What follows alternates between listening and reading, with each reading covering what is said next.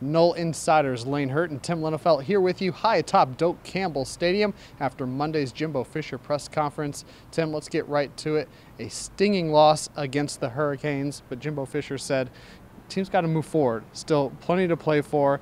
You got to find those motivations, even if those overarching goals are gone, there's still a ton left at stake. Absolutely right. Look, nobody expected to be 1-3 after 4 games, certainly not anybody in Florida State's locker room. However, you still have 7 games left to play, including some pretty big matchups. It's Louisville here in a couple weeks. You go to Clemson, defending national champion, in a few weeks after that. And then, of course, the season-ending game in Gainesville, which is always important.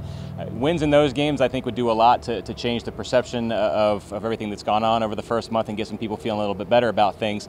But first and foremost, you got to go up there and win a game at Duke. I think it's not all that dissimilar to what we said after the NC State game. It's like you got a game in front of you, go win it, try to win the one after that one, and build some momentum, build some positive energy, and keep going from there.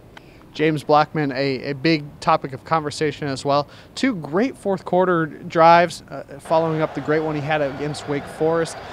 The question was that Jimbo says he wants to see Blackman get started a little bit earlier, wants to work on that. He said, sometimes it's that first throw that's the toughest to get, and it helps build up momentum. Right, I think he used the analogy of running a race. You have to tend to get faster as the race wears on. It's getting going. It's the hardest part. To me, the encouraging thing about James Blackman is you've seen what's there. You've seen what he can do, what he's capable of. That fourth quarter against Miami, he was really, really good. Knowing that he can do that, it's just a matter of expanding it across the entire game or getting it going earlier in the game. That's something you have to work on, but I would much rather know that he has that in him and you just have to find a way to get it out earlier than to not know yet that he does have that. We can see clearly that he does.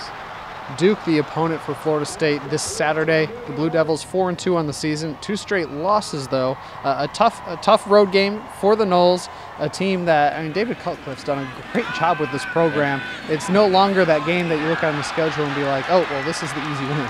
Absolutely right. And, it's kind of a weird thing because Duke and Florida State, of course, in the Atlantic Coast Conference, but Florida State doesn't see Duke on the football field very much. Hasn't played him since that 2013 ACC championship game. Hasn't been to Duke since 2011.